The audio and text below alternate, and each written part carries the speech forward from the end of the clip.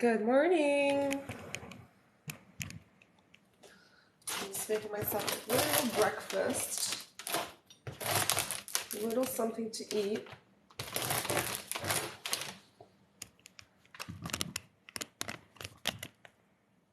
Cutting some baguette.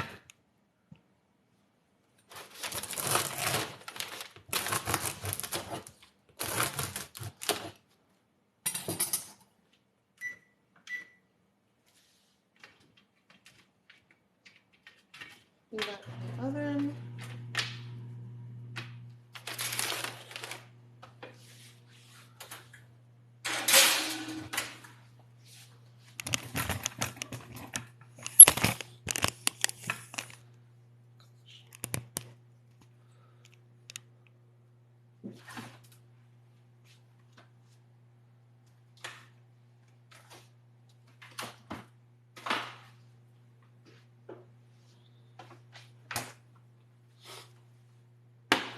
I'm making myself a Lebanese breakfast. I don't know if you've ever heard of lebne, but this is what it is. It's a strained yogurt, and it's something that Lebanese people eat a lot for breakfast. So I made my own lebne, and I'm going to put it in a bowl. So I promise I will talk about my workshops in a minute. I'm just making myself a little breakfast. So this is the cheese. It's fresh cheese. It's made out of yogurt, and you strain it. You take the water out overnight. You strain it in a cheesecloth, and then it's basically ready.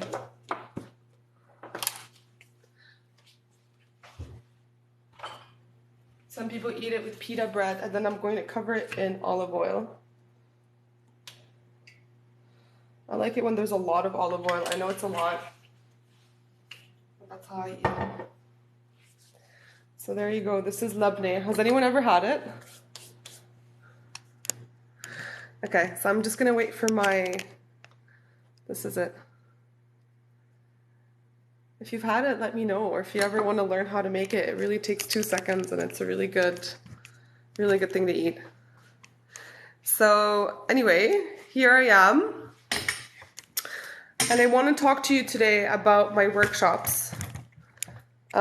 Because really that's what I do. I used to teach this material in academia. I taught the last course I taught at Johns Hopkins was a class on demonization and how demons are created. I was super interested in the occult and how the occult gets used sometimes in politics. So I taught a class called Demons of Democracy, and we looked at witches, we looked at the demonization of different people, including how demonization is actually an essential process for othering someone. So I want to go back to being able to teach in this, non-academic setting, which is why I'm offering a summer school this summer. I'm offering 5 workshops that have different themes. Some of them are for the public interest, some of them are for the general public interest, and some of them are specifically for practitioners. Because what I've learned from my page is that people really want coaches to be more socially aware and more progressive. I'm actually going to be releasing a video today about this. Being spiritual doesn't necessarily mean that you're progressive. I think we think that. We think that being spiritual means that you're more open-minded, means that you're more interested in other, in other ways of thinking, in uniting the mind and the body. Especially because Western philosophy is so rooted in this division between mind and body, right? If you go all the way back to Descartes separates mind and body. A lot of philosophers separate mind and body, and they position the mind as superior to the body. And this is the Western philosophy that really founds our society, is that the idea that the mind is superior and that the mind has to control the body. The mind has to be in charge. And that's why historically women were seen as hysterical and lunatic, because they didn't have the mind to be able to control, to be able to keep the horse in the saddle. Plato has this metaphor of being able to, like, your emotions is this like dark horse that you should be able to control. The charioteer needs to be able to control. And so the fact that women had emotions and like were overtaken by these feelings, they weren't able to control themselves, to control their feelings. So, this like mind-body division is really fundamental in our society. And I can see why more and more people are interested in uniting mind and body. Like people talking, for instance, about like healing, embodied healing, how it's important that we look at where our body is also storing emotions and memories, trauma, all these things, because it's just not enough to focus on the mind, right? And like Western psychology is rooted in this like mind focus, like talk therapy. But just because folks are more interested in uniting mind and body, which is basically the definition of New Age. That's what New Age does. It unites mind, body, and soul, right? Like that's literally what another way of calling New Age is: mind, body, and soul. So my point here is, just because New Age, we think of it as counterculture, we think of it as open-minded. Being spiritual doesn't mean you're progressive. This is something I'm learning. And yeah, I'll be posting about this today, that like, you can be spiritual and super conservative.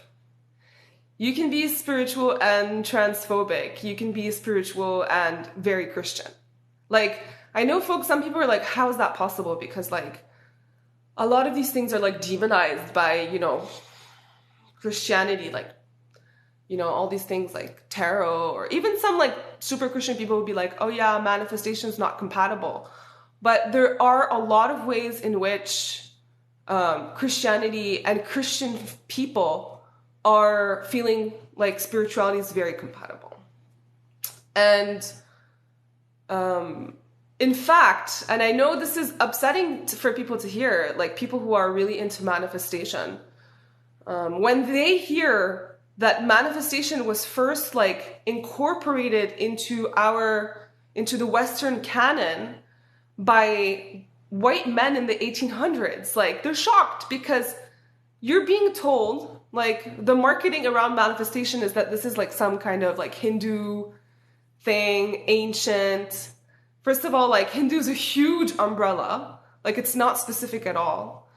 And there's like a tiny little grain of truth, but it's just been imported by these like white men, like Phineas Quimby in the 1800s, and some other folks like Atkinson. They appropriated really this like Eastern manifestation thing, but they also, it's called syncretizing, when people mix and match things from different religions. So they kind of like mixed it with Christianity. So manifestation is actually deeply rooted in Christianity, and it was developed, kind of like, not developed as in like manifestation didn't exist before, but it was like established, originated. I want to be very careful with my words here, because a lot of people will nitpick what I say instead of like trying to listen to the argument that I'm saying. But anyway, so these white guys like basically took it and made it their own thing, that it's not manifestation as it's practiced today is a very like white thing. And we think that it's not rooted in this like mind-body separation, but it is. That's also the reason why this is just like an extension of like Western philosophy, because it's this like mind-body separation. Manifestation is the idea that the mind can control outcome. The mind can can dominate. The mind can heal. The mind can heal illness. Like, it's not a new thing, this idea, but it's very extreme. It's very extreme, the idea that like your thoughts, your subconscious thoughts can control and shape outcome. You literally like start having that, like you see that in Plato, but it's like really pushed to the extreme with these like white manifestation thinkers from the 1800s. And if you look at the history of manifestation, it had spikes in popularity. Like it spiked in popularity in the 1800s and then it went away. Then it came back in the 1950s and then it went away. And then it came back in the 80s and then it went away. And then it came back now. Hey, Des, good to see you. So this is just to give you like a little bit of background. And the first workshop that I'm going to be doing, that I'm holding next Wednesday, is about manifestation. And we're going to be looking at law of attraction, manifestation, and we're going to unpack it because my argument is that manifestation is a form of spiritual capitalism. And there's a lot of spiritual capitalism out there. And so we're going to be unpacking what is spiritual capitalism, what is woo-woo capitalism. This is what it's called. It's called Intro to Woo-Woo Capitalism. And so we're really gonna focus on like abundance, scarcity, like what is it these like money mindset coaches are saying? Hey, higher transmissions, good to see you. Thanks for popping in. So we're going to be deconstructing, and we're going to start also with understanding like what is capitalism? How does a capitalist society function? And why is it that these manifestation spaces are not accurately depicting how capitalism works? And what happens when you create this illusion of how society works that doesn't actually accurately represent it? And how that can lead to like disappointment, disillusion, gaslighting and stuff. And of course, this is just a viewpoint, right? Like you're coming to this class to unpack a particular perspective. Does that mean we should be scrapping manifestation altogether? That's not necessarily my role to say. Like, think of me as a teacher who's here to expose and help you examine a particular layer that is sorely missing in spirituality. And that's the social layer. That's the power layer. It's the capitalism layer. These are all things that are really, really missing. And as a result, it can lead folks into portraying and offering a social analysis that isn't correct. Yes, exactly. Like intersectional is the word. And so when you're not intersectional, the default that we see in this society is hyper-individualism. This is the default. Like this is what most people will default to because it's what we see, it's what we're being told. So unless you're like unlearning that and unpacking that and trying to think about a different way of seeing the world, then the chances are is that you're going to be pushing, or folks are going to be pushing, or are going to be exposed to this hyper-individualist narrative that really isn't the most empowering because it can place a lot of blame on the person to succeed in a society that isn't actually designed for their success. It's also it's part of the whitewash indoctrination, definitely. It's rooted in whiteness. And you know what? This, like what you're saying, Des, it's also this idea that when people speak in universal truths, when they're speaking in universal truths, usually these are not universal truths. They're they're like rooted in whiteness, and they're rooted in the norm and like in the dominant norms. So they're rooted in whiteness and masculinity, colonialism, patriarchy, all these things. But then they're presented as universal. This is not my argument. Like, this is an argument that I'm learning and that I'm using from Sylvia Wynter, who's a Caribbean philosopher who's amazing. She's really difficult to to understand, but I spent years studying her in grad school, and I tried to teach her in my undergrad class, and it was just like, people were like, that was the hardest class we've ever had. Like, it was too hard. But this is her argument. Sylvia Wynter is amazing. Definitely, if you're into like theory, read her. And if you ever want to process her, come back to me, because Winter's argument is that this idea of man, even the idea of like human rights, the idea of this, like anything that's universal, you know, the Universal Declaration of the Rights of Man. What is universal about it? Like, this declaration was published in the 1700s. Like, that was the height of, not the height, but it was like, we were at the core of colonialism and slavery, enslavement of people. Like, what is universal, right? So when you have people like coaches and guides that are saying, oh, this is universal, this is human nature, it's not. It's usually rooted in a white experience, okay? And we're going to talk about that in my intro to decolonization class that's in July. We're really going to go through like the decolonization theory, and we're going to read like Black and Caribbean and North African and decolonial thinkers that have a lot to say about colonization. So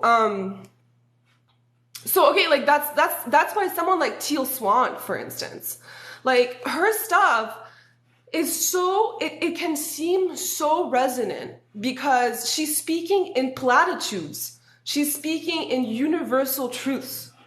And it's dangerous. When you start talking about something universal, when it's not really universal, and it feels universal, like it feels like it's relatable, like that's when you start getting in trouble, because it's not, right? So, and we need to be specific. That's why like feminist movements, POC, critical study movements, ethnic study movements, they talk about positionality, like locating yourself. Where are you coming from? What is your position? But someone like Teal Swan, or like a lot of spiritual coaches, like their whole point is to remove themselves from that positionality and to place themselves as omniscient narrators, to place themselves in a position of a godlike position. Okay, let me catch up on all the messages. Yeah. I wonder if there's any correlation between the times it popped up again historically and the general population trying to pursue more genuine spirituality breakdown. You know, that's a very interesting question. I'm assuming you're talking about manifestation and how it had like these waves. I think manifestation gives people a sense of control over their lives. It gives them a sense of like, I can overcome the difficulties that I'm encountering. And so it might also correlate with popping up at times that are like difficult times like economic times, or, you know. But the other thing with manifestation that I think is interesting is that there's a little bit of a co-optation of like leftist language, but it's not really progressive. Like when you unpack it, it's not really progressive. It's mostly like, again, placing the burden on the individual. And y'all, like, I don't want to make this like political in the sense of like government politics, liberal, conservative party, but sometimes it's helpful to talk about these like categories because they exist, right? But like this idea of putting the pressure on the individual, this is right-wing language, right? This is the right-wing platform, the extreme right and the right, the conservatives, like that's what they say. They say it's on the individual to figure it out, to pull yourself up by the bootstraps. So whereas like usually like people that are more on the left, like they're more like, no, it's like the government needs to do more. We need to expand the state, not retract the state. And of course, like I have a critical leftist analysis of the state as well. Like the state hasn't treated people of color, indigenous people, Black people, it has not treated those people well, right? So we're not here like hailing, you know, the state, but we're saying like the state has responsibilities to support people, offer resources, a safety net, you know, if we're paying taxes, like this needs to go to social support programs. So anyway, this is just to say like this language of manifestation, it's really conservative, but it's co-opting this like language of being revolutionary and progressive. And so there might also be like that corroboration of like, it's coinciding, it's mapping onto a time where there's like big like there's social movements, there's social uprisings, and then manifestation comes in. It's like, no, what about this way? Like this way also, you know? Yeah, Sedona is I think it's really like a bubble for like new age stuff. Yeah, one day soon, I'm going to talk about how I got sucked into something called human design, which is like the most new age thing, and it originated in Sedona. So, and it's a big, I mean, I'm not like embarrassed. I mean, I'm a little bit embarrassed, but it's a part of my journey. You know what? You know, like that's why I'm here. It's because I got sucked in a little bit. And I think a lot of people have that path of like kind of wanted to be more spiritual and like connect and stuff like that. And then like, boop, like bifurcating into like deep toxic spirituality and then like coming out of it and being like, what the hell was that? If we can get out of the colonial lens, the conversation of manifestation will be 180. You know, like this is a very interesting point. And I think it's not, I don't think it's my role specifically to talk about how to change the manifestation discourse, because I'm not invested. I'm not like, I don't want to salvage manifestation. I don't want to save it. I don't want to absolve it. I don't want to change it. I want to discard it. Like that's my position. I'm like, destroy it. But I will say that if you can take my perspective into account, if you can take the social perspective into account, and you come to me and say, I believe that we can decolonize manifestation, I believe that we could make manifestation a socially progressive and empowering thing, I will listen. I will listen, and I'm open to that conversation. Just like how there was a liberation theology movement, there were like radical Christians out there who were like, let's talk about how we can make this the most empowering perspective possible. So look into liberation theology. Like that might be interesting, because I think manifestation and faith and Christian divinity are very close to each other. So you would have a lot to learn and to look into from like liberation theologists who started like in the 60s, like right around the time where countries were decolonizing and fighting for their freedom and stuff, like that liberation framework. But like, again, I don't know enough about liberation theology to see like, okay, does it work? Is it possible? Is it possible to liberate Christianity from all the shit, right? Is it possible to liberate manifestation, decolonize manifestation? That's a conversation I'm interested in having. So that's, so I'm here for it. I'm not necessarily the person for it, but I'm here to be to be a voice in it and a teacher in it, you know? Yeah. Teal sword is scary, definitely. Yeah, of course, it does. Like, that's such a good point. It can't be universal if there are voices that are being silenced.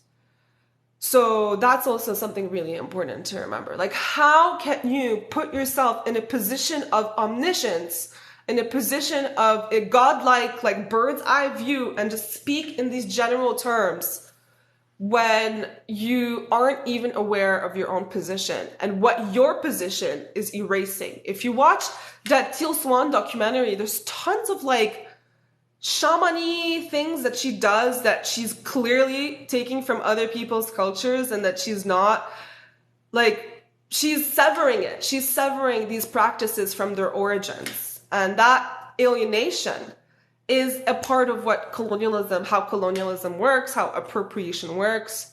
So that's also something we're going to talk about in our decolonization class, is that natal alienation, that alienation that you create, that separation that you create. It's a huge part of how like a lot of like Black study thinkers and like historians talk about this, how important this alienation was in order to create like enslaved people. Like that alienation, that disconnection from the natal land, from their homeland, was a huge part in like producing and creating the enslaved person. Because that was a process too. Like, how do you take a human and turn them into a commodity? Like, that shit is deep, you know? So we'll be talking about that in decolonization course. So yeah, 80% of spiritual coaches shouldn't be doing it. Like I get people who have been asking me, and they're like, please, like, get coaches to be more socially progressive. And like that's what I'm hoping I'm hoping my page is doing that. Like I really hope that it's getting people to ask questions.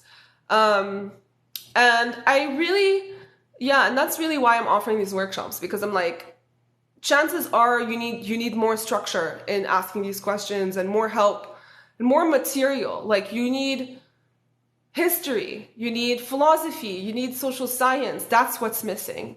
Folks are usually like really good on all the neuroscience stuff, which I'm not super like, that's why I'm not a spiritual coach. Like I don't want to be helping you with like your trauma. Like that's a lot of responsibility for me. And it's not something that I'm trained to do. So, but I can help the people who are in a position of like having clients and practitioners. I can help you make sure that your language is empowering and supportive and progressive and intersectional. That's my specialty. That's my training. That's what I'm here to do.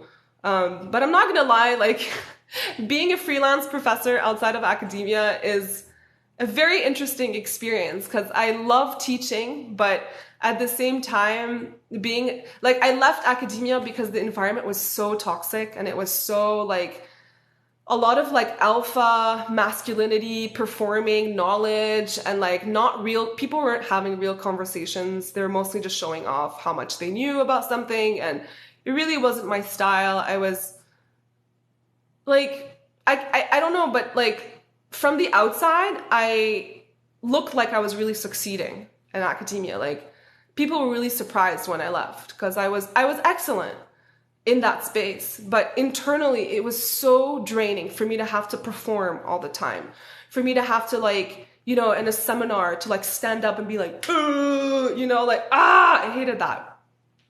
So I love being able to educate in this kind of context. Like I'm so passionate, and like I'm falling in love with all the work that I did, and all the texts and all the years that I spent studying. I'm like falling back in love with all of that, which is so healing for me, because there was a moment where I felt super bitter about grad school, and I was like, fuck that shit. Like, why did I do that? I wasted my life. So it feels cool to be able to use it in this context, and a non-jargon, non-toxic context. But the hard part is, like being in a position of having to sell myself and be like an entrepreneur. Like that's really tough, because I don't want that. Like I want the stability of a job, you know? So I'm still figuring out like if I'll be offering workshops like after the summer. Like we'll see. Right now I'm offering these 5 workshops, and then I don't know, I kind of want to maybe like go back to teaching at a college and have more stability in my life. And this is also something you see, like a lot of these like business mindset coaches, like they're really glamorizing the life of an entrepreneur. They're glamorizing the hustle. They're glamorizing this idea that you could just like have your own schedule and stuff. And like, I know it could work for a lot of people, but let's not underestimate the importance of stability, especially in a system like ours, you know? Okay, let me go back to the messages. You're right, though. The idea of manifestation has been hijacked by capitalism. Can we shift the dialogue to a tide that raises all boats? Yeah, like higher transmissions, like this is, I know this is a conversation you really want to have. So this is the right place to be having it. And everyone in this space is interested in having these conversations of like, how can we use spirituality in a way that is empowering? How can we be part of the solution as opposed to being part of the problem that's perpetuating the very issues that we're seeing outside of spirituality are being hijacked and repurposed in spirituality? Yeah, Brigitte Hedgerider has a really good point though. Like higher transmissions, if we're trying to have a conversation about manifestation and like decolonizing manifestation, if that's even possible, we have to look at the history and its history of origination and how it's intertwined with capitalism. I suspect that for you, the part of manifestation that you're interested in is the idea of thoughts, right? And how we should be looking at our thoughts and how we should be aware of our thought patterns. This is important. This is important. Absolutely important. this is something, let me get my bread because it's in the oven. But this is something if you look at like decolonization movements, I talked about this in the last live. I love this example. Like, thoughts are actually really, really, really important. In any decolonization movement, in any social movement, there needs to be an examination of your thoughts. If you don't look at thoughts, there's no movement. So if you look at, for instance, like these countries, African countries that were trying to decolonize back in the 50s and 60s, even into the late 70s, the first step to decolonization was actually consciousness raising, making, like, talking. It was conversations, it was education, it was language. So I watched this documentary, like, I don't know, maybe like 10 years ago at this point, but it marked me so much. I'm going to try to find the name of that documentary. It was like really small documentary, but it was this, like, it was about like the decolonization of Zimbabwe. And the first step to decolonizing Zimbabwe was for these like nationalist activists to go up to little farmers and say, hey, this is your land. And they interviewed these like older Zimbabweans who were like, you know, back then, I didn't even know that Zimbabwe was my land. I didn't even know that it belonged to me. So I understand why thoughts are important. Thoughts are so important. Like, during the feminist movements, the first step was to create these circles where women would hold up a mirror to their vaginas and talk about how beautiful their vaginas were. Like, consciousness raising is a huge part of social movements and liberation and decolonization. You can't just like go right into it. You have to educate. You have to change the language. Social movements are always going to have a thought component to it because your thoughts are also deeply shaped by the system that we live in. So if we're trying to decolonize, part of the process is to be observing our thoughts and to think, okay, where am I exhibiting colonized mentality? What are my biases? What are my blind spots? How do I look at them? How do I reframe them? So I think part of the conversation needs to be that there's a lot of different definitions of manifestation out there. And I've seen it in the comments where some people really, for them, manifestation just means like observing my thoughts. It's not that. That's not the real definition of manifestation. Because manifestation is also like my thoughts can control the outcome. But like thoughts are really important. So I wonder if that's also part of the conversation for you. Higher transmissions is like you want that consciousness raising part, and for me it's like should we even be calling it manifestation? Why aren't we calling it something else? But this is definitely like a live is not going to be a good enough place to talk about this. So if any of you want to have a deeper conversation about manifestation, let me know and I can organize it for us, or come to my workshop where we're going to be studying law of attraction manifestation in the intro to woo-woo capitalism. It's going to be more of like an unpacking, but there will be a part where we're going to try to talk about, I'm sure there's going to be people in the workshop that want to still use the word manifestation and they want to use it in the most empowering way. So this is definitely a conversation that we're going to be having.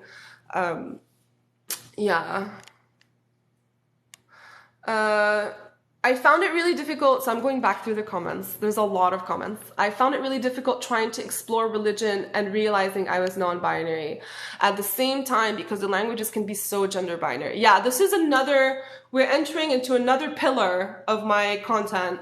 If I were to divide my content into multiple categories, one of them would be manifestation. The other one would be decolonization. And then the third one that I've slowly started introducing is gender and how, like the whole like divine masculinity, femininity discourse is very limiting and reinforces a gender binary as opposed to undoing the gender binary. So all this like work that queer people and trans people and non-binary people have been doing on a theoretical level, but also in a like experience level, it's like it doesn't exist in these spaces.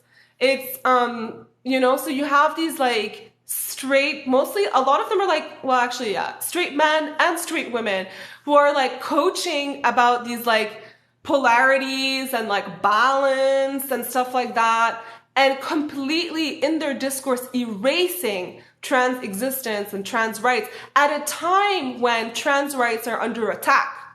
Are they talking about trans rights being under attack? Are they talking about what's happening in Florida? Are they talking about the bathroom laws? No, they're not. So if you're not talking about trans rights in your discourse, and your discourse is already like running the line of, you know, erasing the existence of folks, then like there's a problem. There's a deep issue in the very theory of it, but also in the politics of it. Like, I always feel like in these spaces, it's trans folks and non-binary folks are an afterthought. They're not at the core of the theorization, which just goes to show how deeply rooted in cis privilege and a cis experience these spaces are. So, because, you know, like a lot of these spaces, it's like, oh, like being divine femininity is about like connecting to your womanhood. But, you know, like, what does connecting to womanhood mean? Like, if we are creating a very specific definition for womanhood, then inherently we're going to leave out like a whole spectrum of experiences that don't fit in this box. This is called essentializing. It's called essentialization. When you take a really big thing and you distill it into something so small that it becomes really limiting. So essentializing gender, it's a part of their platform to create boundaries around what it is to be feminine and what it is to be masculine, and the balance between the two. So we're gonna talk more about that. I'm gonna do more videos about that.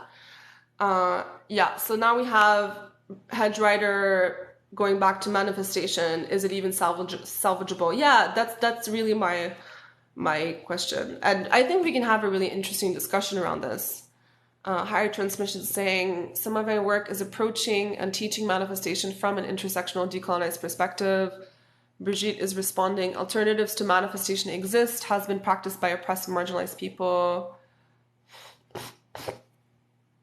Yeah, so this is why it would be interesting to have a conversation, like a live conversation between us. I think we can have a really good conversation here. What is my view on the concept of codependence? I would need to know more about your question, Sunshine 285, because like, do you want me to talk about twin flames? Because I've definitely been asked to look into twin flames. I don't know a lot about it, honestly, but it looks concerning to me because there seems to be a lot of like naturalizing and like normalizing of like potentially toxic relationships. So if that's what you want me to talk about, let me know. But this is something I need to research more.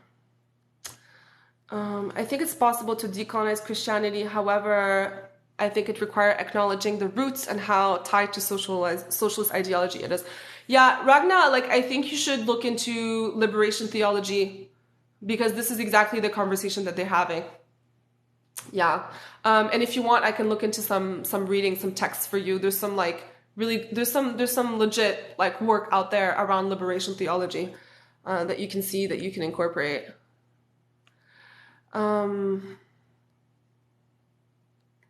Thanks for being here, aspiring blog witch. It really is. Spiritual TikTok is so, oh my God, my TikTok algorithm is so confusing because I don't enjoy consuming spiritual TikTok, but at the same time, I'm still on that side of things because I observe and I'm learning. I'm trying to take the pulse of like what's going out there. Like, because my page is so much like in opposition and in response, but it's so annoying because I just want to like relax on my For You page, but it's not relaxing. It's really stressful.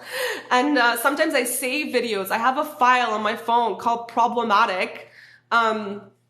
And I'm using these as source material for our class. Like for our workshops, we're going to be having group exercises where I'm going to be showing you videos, and I want you to deconstruct them and tell me what the issue is.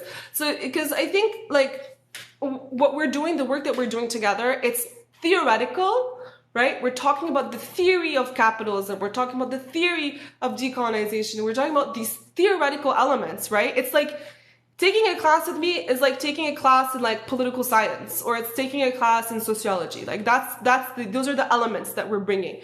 But the next step is that we're not in an ivory tower. Like this is not university where we're just like sitting there, leaning back on our chairs and talking about big questions. Like that's important.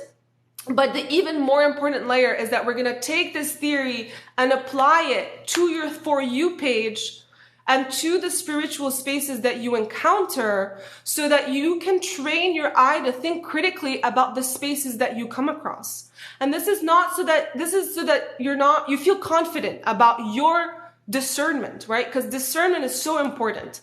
And I don't want folks to come to me for answers. I want to teach you how to come up with your own answers, right? So this is also why I welcome a diversity of thought. So I'm not going to shut down folks, for instance, who still want to use manifestation. Like I'm not going to tell you not to use it, because that would put me in a position of like thought tyrant, and I don't want to be that person. Like I will be very open about my position. I don't want to use manifestation. But if you want to use it and you can give me a really good argument as to why, then we can go from there, right? So it's a very argumentative, like if you can back up your thoughts and if you can buttress them correctly, then now we're talking, right? And so the point is not argumentation for the sake of argumentation. The point is I want you to argue well, because I want your position to be empowering and uplifting to as many people as possible, and to be progressive, and to be intersectional, so that there aren't blind spots. So the premise here is that we all have blind spots. Even I have blind spots. This is why like I don't feel super comfortable like teaching indigenous philosophy. Like I will happily recommend you all the books that I like. I've read a lot of indigenous philosophers out there. Like I took an entire grad school seminar on indigenous philosophy, indigenous theorists. But do I want to be teaching them and taking up that space when it's not my heritage? There's tons of people out there who can do better work. But it is our responsibility to also be reading and engaging and buying their books and consuming their ideas. That is super important. So will I be teaching like indigenous philosophy? Like it's a fine line. Like I don't really want to. Decolonization, however, is more personal to me. It's part of my story. Like I come from countries that were colonized, and decolonization was a huge part of like my heritage. It's a huge part of my heritage. I come from Lebanon and Egypt. Like these countries were colonized and had liberation struggles. They also had all sorts of other struggles connected to imperialism and colonialism. Even to this day, the Middle East has been fucked up by American imperialism.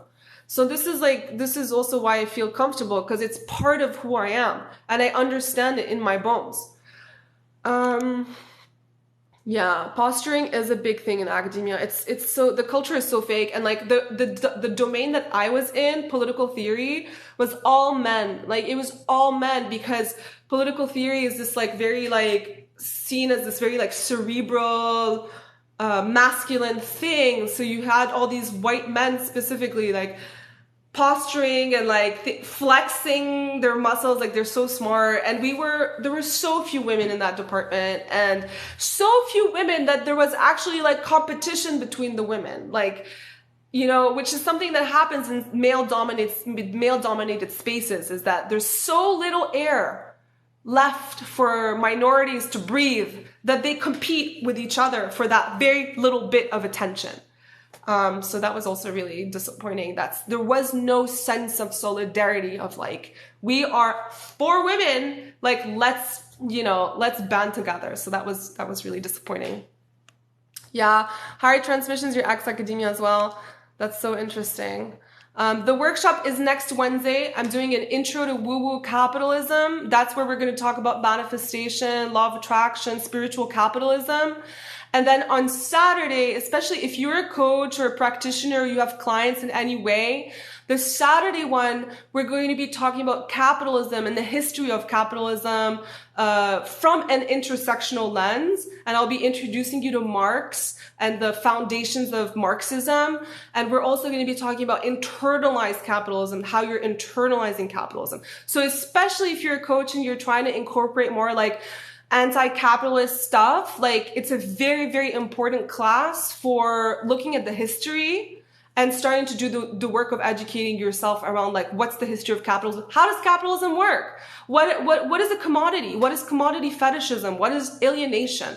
It's basically like a Marx 101 class, but not with the jargon of the academic jargon of Marx. And so we're gonna like, I'm a Marxist. I've studied Marx for so many years, and it's a huge part of like how I see the world is this like Marxist anti-capitalist lens. And I think it can be super helpful. And like, you don't have to like come out of it and be like, I'm a Marxist. But again, remember, like, these spaces are not meant for you to be like little thought minions of me. Like, I don't want you to be a thought minion. I don't want you to be a reproduction of me. But I want you to come in and be exposed to this perspective and learn and take this layer that I'm offering. And the next step is to absorb it and for it to give you a moment of reflection and a moment of pause, and then see where that takes you next. And I'm totally here for that journey, because I know that a lot of these ideas, they can cause a lot of like deep reflection, interrogation, maybe a sense of disorientation, a sense of unsettling. But unsettling is not a bad thing. Like, literally, this is a concept a lot of indigenous philosophers talk about. Unsettling. Like, unsettling, right? Separating the settling. The settler colonialism. Like, we want to unsettle spirituality. We want us to feel unsettled. And together, we will rebuild. But before rebuilding, we have to take things apart. And I know that that can be an uncomfortable process. And you don't have to do it alone. You're in those spaces with other students that are having these conversations, and you're part of the conversation. Yeah, of course, the new glamorization of entrepreneurship is basically the American dream repackaged. Yeah. Yeah. Thanks, Tattooed Polarina. Thanks. I see that you're still here. Thanks for your point. Definitely. Yeah, it's a very, very pragmatic point that you're making about like, is manifestation ever going to go away? Like, so the point is the work, like, we need to figure out like the work, you know, like, is our work to change manifestation, to change the semantics, to change the word altogether? Manifestation is not going to go away because, you know, to a certain extent, like, as I was saying earlier, thoughts are important. So I don't want to be seen as saying like, okay, like, discard the thoughts altogether. So yeah, definitely thoughts are important. And so the next step is like, how do we make sure that the way that we're framing thoughts, the way that we're talking about thoughts is as empowering as it can be? Yeah, consciousness raising. Definitely look into that if you want to learn more about like, you know, like feminist movements. Consciousness raising was a big part of feminist movements, decolonial movements. Yeah, we need the interpersonal infrastructure. Well, y'all are on point with your comments. I'm so happy that you're here and that you're participating. I'm so grateful. You're my dream students. Like, I'm so happy. Emotions. Yeah, I'm really interested in emotions, internalized oppression, loosening the noose of the system within. Yeah, this is the work of unlearning. A philosopher that I really like is Frantz Fanon. He's amazing, and he undergirds a lot of what I say, actually. So if anyone here knows Fanon, you will recognize that the way that I talk is Fanonian. It's influenced by him. He was a huge thinker for me. He's a Martinican decolonial philosopher, psychiatrist too. He was a psychiatrist. And he wrote in like the 40s and 50s. He was He moved to France at some point and experienced the racism of being black in France. And when Algeria was having its decolonial struggle and it was basically fighting for its freedom against the French, Fanon went to Algeria and joined forces with the, what is it called? The Algerian Liberation Group. So Fanon joined that group as a doctor and as a psychiatrist. And he then wrote a book called Black Skin, White Masks, based on his experience working with Algerians who were like working with Algerians on a clinical level. And Fanon he is really amazing, minus his like gender lens. Like his gender lenses, this often happens. The gender is a blind spot for a lot of men. So anyway, but from a decolonial perspective, he talks about how important it is. Like when he was meeting these like Algerian people in his clinic, they were exhibiting a lot of like symptoms of like inferiority complex, like feeling small, from a clinical perspective, they were unsettled, they were traumatized, they were stuttering, unable to speak, unable to form sentences, things like that. And white psychiatrists used to diagnose these people as like a little bit like, like delayed or not fully developed. And Fanon steps in and he's saying like, these guys are not mentally ill. They're colonized. Like there's a big difference between saying that this is, a psychological issue versus a social issue that's making and producing this in people. So of course, like internalize. So Fanon, like he's really known for this argument that decolonizing, it starts with the mind. It starts with our behaviors. It starts with how we see ourselves. It starts with undoing this inferiority complex that a lot of like people of color and minorities and women are going to experience in a society like ours, in a heteropatriarchal, capitalist, anti-black, racist society. So decolonizing, it starts, there is mind work involved. And that's, I don't, like my page really emphasizes the social element, the social layer, because that's really what's lacking. But the thought element is very important as well. It's all about how we frame it.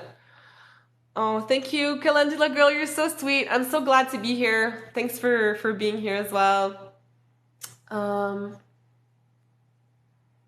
Yeah, and it hurts that. Yeah. So faking Godex, like totally. What happens with these like masculine, feminine spaces is that they create these neatly defined boxes so that when you don't fit in it, you think you're the problem. And it's not just that. It's not that they're creating these boxes. They're also saying that these boxes is what's going to make you feel happy and healthy and balanced. So they're like promoting these boxes to the level of freedom, like it's revolutionary, that like if you heal your wounded masculine and if you heal your wounded feminine, you're going to experience some kind of like deep transformation. And this is something we'll also touch on in my workshops, is this idea that when a coach gives you a formula for success in life, there's inevitably going to be disappointment, because again, there is no formula. Remember what we talked about at the beginning? We said the idea of universal truths is itself like deeply problematic. So why are we giving people universal formulas? These formulas are not going to lead to your success.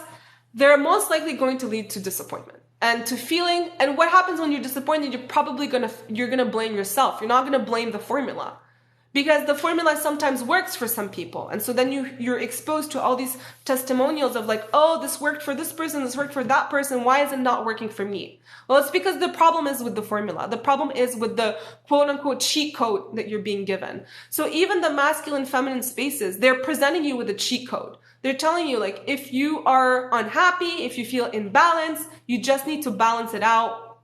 and then you will be happy again. And that's a fake, that's a lie. This is a scam.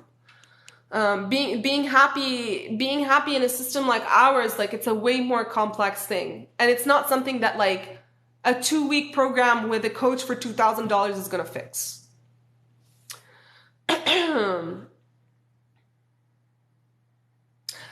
Yeah, the Christian sentiment of gay people can exist, but they'll never be happy, it will never be fulfilled. There was always going to be something missing. That's such a good point. That's such a good point, Saries. Like, such a good point. I really like that. Thanks for that. Thanks for adding that. Yeah, I have an Excel sheet where I'm collecting all these things to research for folks and create content about, and there will be content about twin flames. I would also highly recommend look into Hedge Rider. Brigitte is amazing. She knows a lot about a lot of different parts of spirituality. So definitely follow her and get in touch with her. If you ever want to learn or like check out her page, she knows a lot. And Brigitte is definitely someone I want to have on a shared live. Maybe after next week, I'm thinking of having like a series of lives. I'm meeting all sorts of amazing people who are doing really good work here. Just because I also want to remind you that like, I cannot be everything to you. Like I'm not a spiritual coach. I don't want to be in charge of people's like souls or trauma. Like, that's not what I'm qualified to talk about. But what I'm qualified to do is find you good people that I think are doing good work and that is empowering and not harmful. So that's the work that I can bring to the table, is that like the people that I recommend are people that I trust.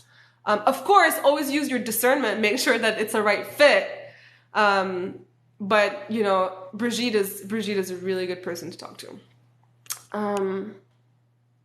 I'm concerned the idea of codependence is misused to pathologize supportive relationships. You know, Gigi Therapy World is a really good therapist that talks about like relationships from a decolonial lens as well. Because like relationships are meant to be supportive. Like, it's okay for you to feel like you want to rely on your partner. I'm responding to Sunshine 285, finally getting to your elaboration. You know, it's okay to feel like you're feeling uplifted by the person that you love, right? To feel that like when you're around that person, you can do more, that you're able to do better. You feel improved. That's not a bad thing to, you know, it's like, is the idea like, are we reinforcing the idea of hyper individualism that you're supposed to like figure it all out on your own? You're not. Like, of course, and it's normal to feel like you can do better with someone else because you're two people, right? Especially if that person, it's a healthy relationship, it's supportive, it's uplifting.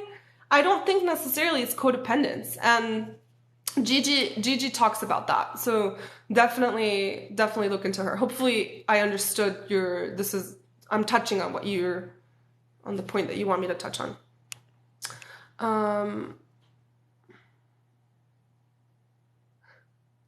I think finding the issue with things might be my favorite.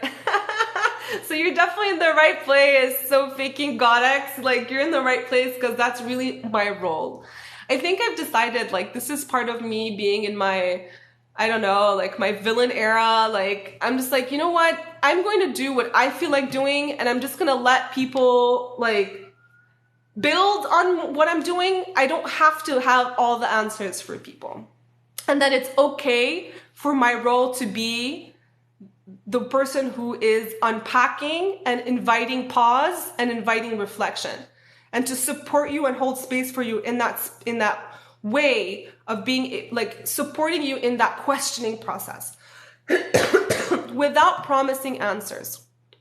The answers, I want you to come up with them first and then we can work together. I don't want to be giving you answers, especially not in a highly sensitive space like spirituality that is structured and based around a leader giving people answers and telling them what to think. That's really not my role because I don't want to be a like leader in that way. I want to be a teacher. I am a teacher. That's my role. So, and literally like I'm trained in critical thinking and critical theory. So my comfort zone is to unpack things and like debunk them and dismantle them and deconstruct them and then build them back up. So I know that in society we're so focused on answers, but I think in this case, it's important for us to spend more time on the deconstruction. And I know it's uncomfortable. It's unsettling.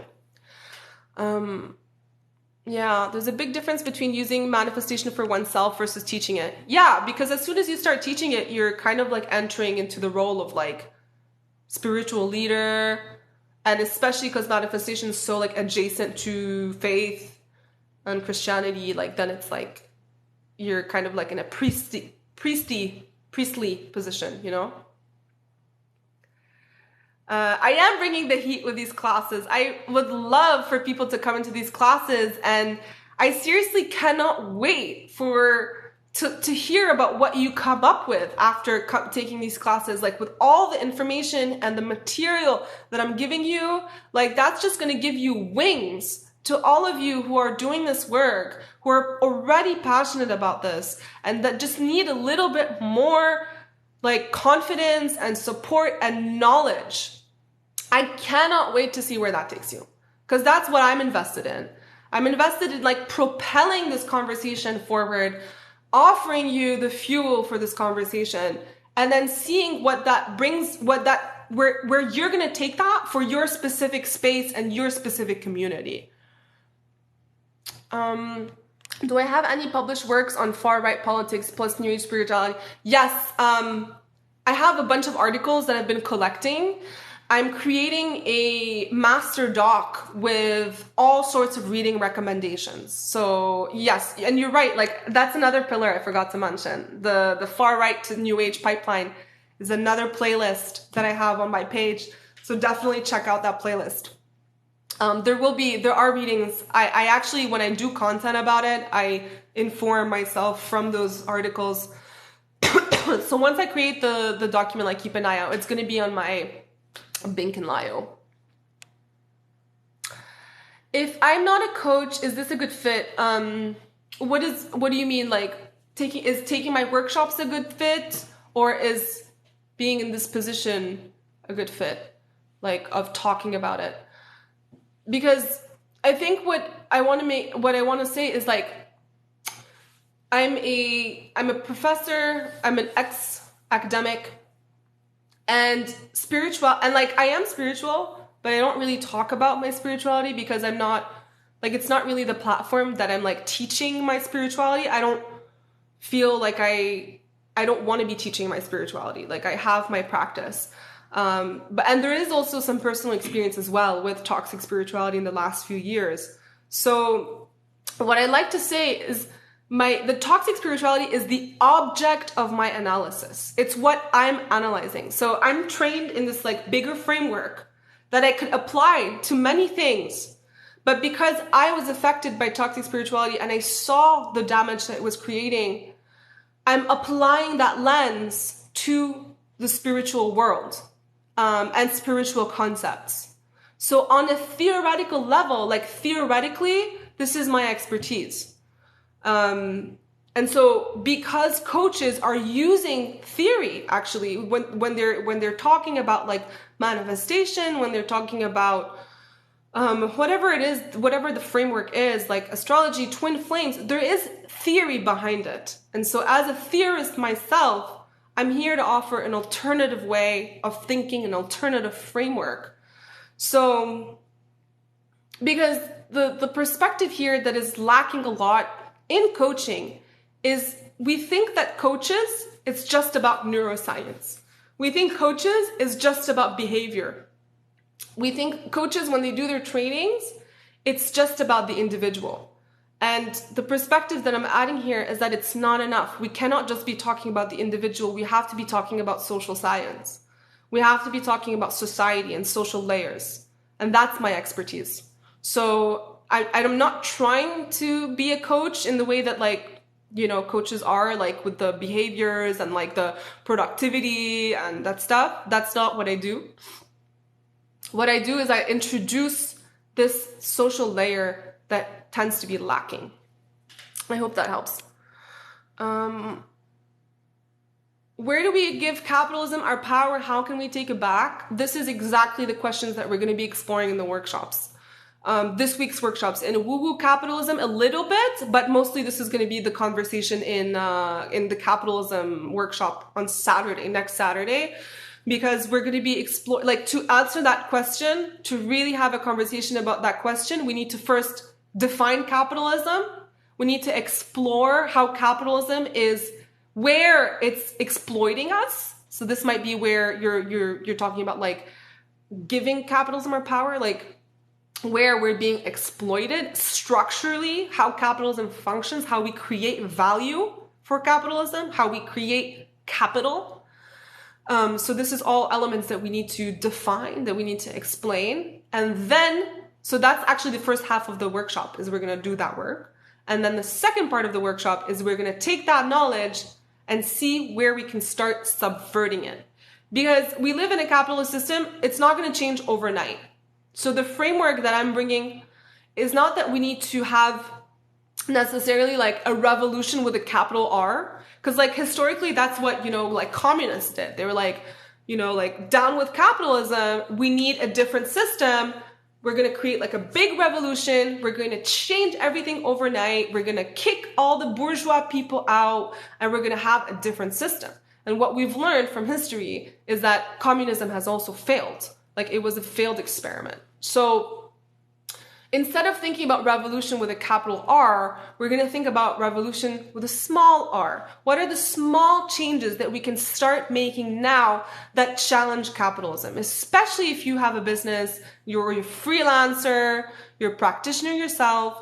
How do we subvert capitalism in our business, in ourselves, in the way that we even talk to people?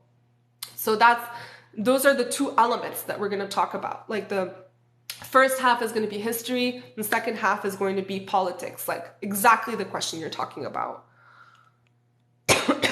Growing home, Okanagan, you're Marxist curious. You would love the class. You would love the class because this is exactly like it's a historical examination of how capitalism emerged. So it's going to be super interesting. What is wrong with capitalism? This is such a big question. It's such a big question. I'll just say this, like capitalism creates and necessitates a social structure where you have people who are deriving the wealth from other people who are creating the wealth. Like, let me put this in a different way. Like, in order for a capitalist system to function, you need to have people at the top who are taking all the money away from the people who are working and creating that wealth. Example, you're at a factory, you're creating a car. If you're the little factory worker on the assembly line gluing a thing, welding a thing in the car, you're being paid $15 an hour, yet you're part of the creation of something that is going to create so much wealth. But who's seeing that wealth? Who's collecting the wealth? The person at the top. So this is what we call the separation between the owners of the means of production and the workers. So the workers are there creating wealth, tremendous wealth, but they're not seeing that wealth. That's the basis of how capitalism works. If you look at other systems of work, they're not like that. Like if you look at feudalism, that's not how it worked. Of course, feudalism was another form of exploitation, but capitalism is a different form of exploitation. So that's what we're gonna look into more of, that structure, that social geography. You need this social setup in order to work. And most people still work like that. Like even if you're being paid a ton of money, as a worker, you're still creating wealth for someone else who's gonna make more. Because that's how it works. That's the structure. So what is wrong with that? What's wrong with that is that it's a system that's based in inequality. And it's a system that's based on some people working really, really hard and some people just collecting all that wealth. So the people who are working really hard, who are at the bottom of the pyramid, they're the ones who are food insecure, who are housing insecure. And you add the retraction of the state. The state is not offering these securities anymore. They used to, but the state is getting smaller and smaller and is pulling away from its support. So the folks are, increasing poverty. And as capitalism continues to increase, to continue to progress, I mean, you're just going to have rich people getting richer and poor people getting poorer. And we're seeing that so clearly now with inflation. So, you know, these are just some ideas on what's wrong with capitalism. I'm curious about the pricing and how it's meant to be used. Yes, so I have a sliding scale. I have two different kinds of workshops. I have public workshops and I have workshops that are for coaches. So the public workshops, there is a solidarity rate and there's a general ticket rate. The solidarity rate is for anyone, it's on honor code basis. It's for anyone who feels like the general ticket price is out of their means. You still want to attend. That's when I encourage you to use the solidarity rate, because I would love for you to be there and I don't want funds to be an issue. So public workshops is between $22 and $45. And you check out on my shop, my big cartel shop that's in my profile. Now, the classes for coaches, it's the same structure. There's a solidarity rate for coaches, and then there's a general ticket rate. So the assumption here, these are for people who are practicing. These are practicing coaches who have a practice, who have clients, who have income. And so I'm increasing the rate because these are actually the workshops that are going to help me make this practice sustainable. I can't have all the practices at the lower $45 ticket. Otherwise, I don't think I'll be able to make this a sustainable practice. So the coaches classes are more expensive. They're from $70 to $90. But they're also exclusively designed for coaches who have clients and who are interested in, so that the thematics are a little bit different than the general workshops. The general workshops are more about like recognizing toxic spirituality, like deconstructing manifestation, like how do we, we're going to be looking at TikToks from your For You page and we're going to be analyzing them. So the concern there is how to increase your discernment. I want you to come out of these workshops feeling like you have more tools for your own discernment. Now, the workshops for coaches, the concern is different, right? It's like, how do you include like gender inclusive coaching? How do you make sure that your lens is inclusive and supportive and empowering? How do you start thinking about subverting capitalism in your business? So the questions are a little bit different. So hopefully that helps you with the pricing structure. Thank you for asking. I'm so glad that you asked. Okay, let's keep going. It's acknowledging progressive.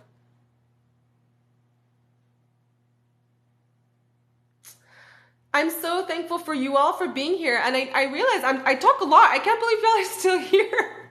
I love you all so much. Thank you for being here. Sometimes I think even the goal of happiness is part of this capitalist colonial influence. It's a whole other, that's great. I love these points. Like, it's such a great conversation. Like, I'm here for your critical thoughts and for your investigations, for your explorations. And I'm here for these conversations. Yay, Tattoo Florina, thank you for saying that. Like, this is a big part of why I'm here. Like, honestly, I know people in my department that are literally like professors that would not be able to do what I'm doing, which is breaking it down in a digestible way. That's actually really, like, that's a strength of mine because I come from like activist spaces. So when I went to grad school, I had these like very like real concerns and interests in society and power. And I wasn't just trying to be in an ivory tower. And so coming out of academia was like very relieving for me because I was like finally getting back in touch with myself and my concerns and my priorities. But in academia, it really trains you to be jargony because it's part of the performance. It's part of the posturing. The way that you talk is really twisted and very show-offy and like performative. But luckily, I'm married to a writer and she corrects my stuff all the time. And I've learned to become like simpler in the way that I talk. And this experiment, this TikTok space is really forcing me to kind of like shed all the jargon and make sure my content is super accessible and consumable, because that's the point. Like, what's the point of just being in my ivory tower and like publishing books and like having to deal with all these like straight white men? Like, it was horrible. I hated it. I was so unhappy.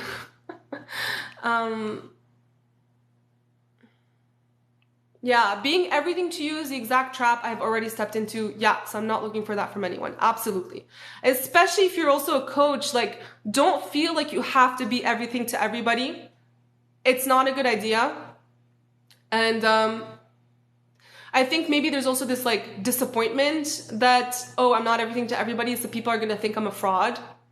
But just own it. You know, I know that a lot of these like spiritual influencers, like their confidence really sells, you know, and the authority with which they speak, that's very consumable. That sells too, you know, but it's not necessarily the most healthy, and it hurts people, it damages people, because people put their entire faith in someone, their entire fate in someone because of that confidence. And again, that confidence is rooted in this like universality of like, oh, I'm just going to speak in these like general truths because they're applicable to everybody, but they're not. These truths are not applicable to everybody. So once you start recognizing your positionality, you have no choice but to start saying like, I actually can't be everything to everybody. So this is what I can be. And that's when you can be confident and be like, this is who I am. That's what I offer.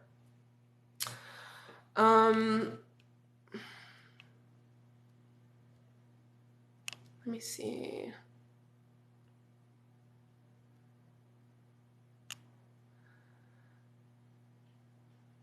I'm just gonna like, I'm seeing that there's a little bit of an exchange with Stunning Servant. Like, I honestly, like, I welcome questions. I welcome questions, but I think at some point, like, it's clear to me that you're not actually interested in having a conversation. So, and this is a space that we're trying to build with each other. We're trying to have a conversation. So I feel like you're trying to just get a reaction from the people in the comments. Although I will respond to one thing, like, she is a capitalist making money from her workshop. I'm not trying to be above capitalism. It's just not possible. It's just not possible to be above capitalism. I tried it. I did, like, I went to grad school and I was basically very precarious and I was really poor for like 6 years, because that's what grad school does. Like, you're creating tons of value for the university, but the university doesn't see that. And it just like gives you like very, very low wage for sales. So I was very stressed out and was very precarious. And I learned the hard way that you just cannot escape capitalism. You just can't. You have to be in it. You have to make money. Everything here in this society requires money. And I'm never going to tell someone, don't make money. Like, that's not the point of my capitalist workshop. This is a really good teachable moment for all of us. Like, in the capitalist workshop, when I talk about subverting capitalism, you're going to see like the ways that we can subvert capitalism. It's not related to saying no to money, because you need it. You need it for healthcare. You need it for living. You need it for a roof. I want people to make money. I want people of color. I want the people who are struggling to experience upward mobility in the society. At the same time, we can work alongside it in order to challenge it and create like little cracks within it. So, yeah, that's the thing. And I'm very, very lucky to, like, I'm able to be here because I have a partner who's financially supporting me. I'm going to be very transparent with you all. Like, I'm not financially independent right now. I'm not making money on my own right now. And these workshops are like just adding a little bit, but I'm not making ends meet with these workshops. Like, they're $22 to $45. And I've had maybe like 10 people sign up. Like, you know what I mean? Like, it's almost like a little tip. I think of it as a tip that I'm getting from my TikTok and all the work that I'm putting in the content creation. Can I make a living off of it? Maybe, if I was really savvy and an entrepreneur, and probably I could. Am I exhausted and burnt out? Yes. Like, do I want to keep doing this? I'm not sure. Do I just wish that magically people would buy and I'd be able to make an income from it? Yes. But that's not how it works, right? Like, I have to be marketing. I have to, like, you know, do a lot of things for it. So that's also why I just want to be a prof, baby. But we'll see. I'm still figuring it out. The agreement between my wife and I was like, this is going to be a sabbatical for me, a full year sabbatical. So my sabbatical is ending at the end of August. And so I'm still, you know, I've got my eye on like jobs that I could take and stuff like that. Because like obviously we cannot, like she can't keep supporting me like this, but I'm very lucky to have support, and I want to be open about that, because I don't want you to think like, oh, look at her. I mean, it doesn't matter what you think, you know what I mean? But it's just like, I also don't want to be glamorizing the hustle. The hustle is exhausting, and I'm exhausted. And it's hard. It's hard doing this stuff, and it takes time, Like these people who are selling you like these programs where you can make like 5K months and 10K months and like, thank you. These like 5K months in like 3 months. And I'm like, that's not how it works. Like maybe I'll be able to make a living off this in like a few years because it takes time. But I need a job, y'all. Yeah, no, you're right. Brigitte, they're not engaging in good faith. Yeah, there's no such thing as ethical consumption within a capitalist system. There are so many contradictions in capitalism. So wanting to strive for purity can get us in trouble, on both ends. Like I really tried to think that I was above capitalism when I was younger in my 20s. And I was an activist, and like all my friends, when they graduated college, they were starting to work as like engineers and doctors. And one person went for the UN, and I was like, how could you sell out like that? You're going to work for the UN, like they're responsible for all these things. And I'm just like, you know what? We're all just trying to figure it out. Like I'm not better, I'm just not better. So I learned that lesson when I was, now I'm almost 30. I'm turning 30 in a few months, and just like, it's complicated. Yeah, exactly. Well, we're not going to shame people for doing what they need. A capitalist has capital to exploit and invest. Yeah, so that's a really good point too. Like, there's a difference between a worker and an owner of the means of production, right? And of course, it gets a little bit more complex, like if you're an entrepreneur, because then you're wearing like multiple hats. Like you are deriving the wealth from your own labor.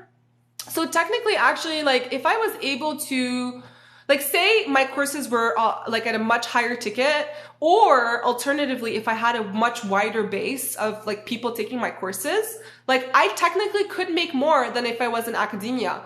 Because I think, especially if I was like a lecturer or an adjunct professor, they would pay me like maybe like 7K for a full semester.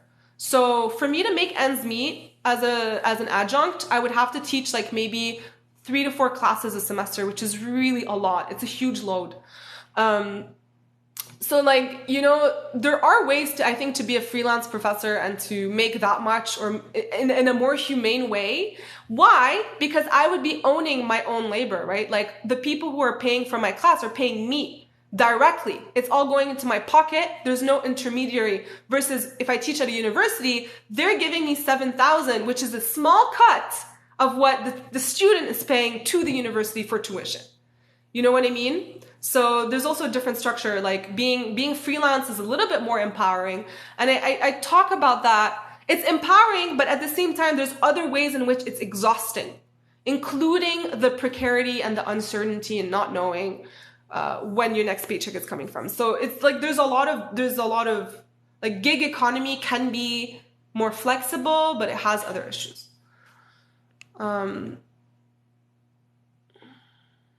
Okay.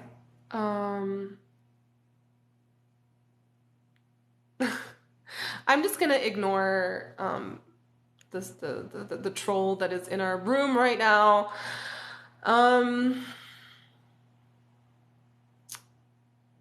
But yeah, I think we're reaching the end of this live. Yeah, I know, Beeble Beat. That's such a cute username. You can't be above capitalism. We hate that, but it's important to remember. Because I also talk about this, like this obsession with purity. It happens in many spaces. Like once we start trying to really be extreme with the purity and we're not recognizing the contradictions, then that's when you start positioning yourself as like in a position of authority, moral authority. I'm better than you because I'm purer than you. And I've seen that in activist spaces, and it's really uncomfortable. Yeah.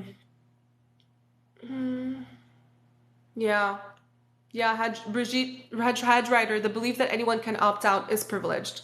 Like to opt out and to create your own little like nest, that is outside of capitalism requires a ton of resources and wealth. So you still have to go through capitalism in order to do that. Like even if you wanted to create your own commune, you still would have to go and buy the property to make sure that it's your private property. And in capitalism, private property is sacred. You can do whatever you want on it. So technically you could go buy an acre out in the woods and have a commune that is socialist, but you still have to buy it first,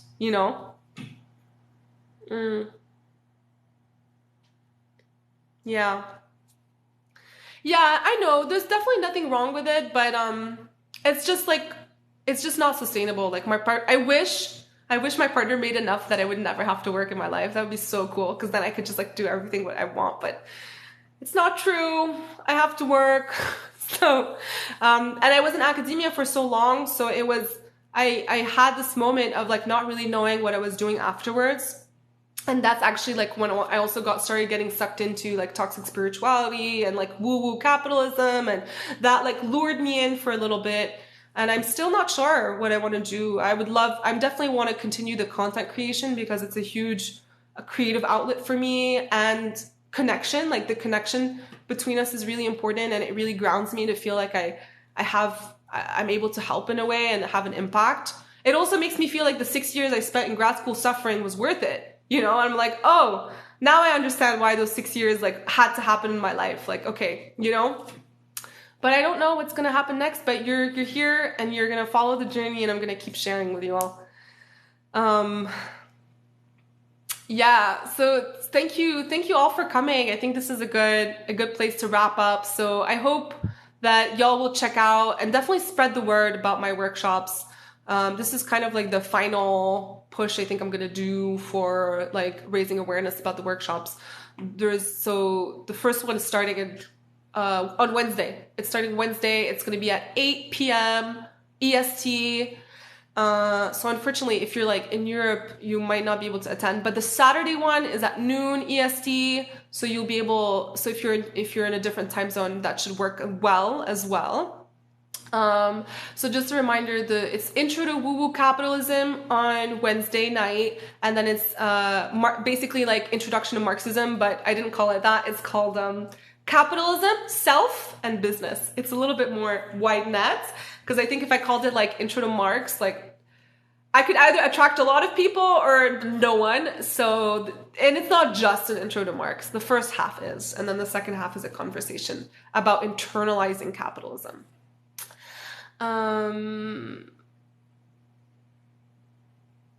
David, I'm so sorry. I don't have time. I was just about to close this live. So please come back and ask your question again. I love you all. Thank you so much for popping in. I spoke for an hour and a half, and I know a lot of you have been here the whole time. So I'm so grateful. And I will see you soon. Definitely get in touch if you have any questions. Sorry, David. See you next time. Bye, everybody. Ciao. Thanks for coming and supporting. Much love. Bye, Tattooed Polarina. Thanks for staying the whole time. Bye. Bye, Sophie King Goddess. Ciao, ciao. Bye, sunshine.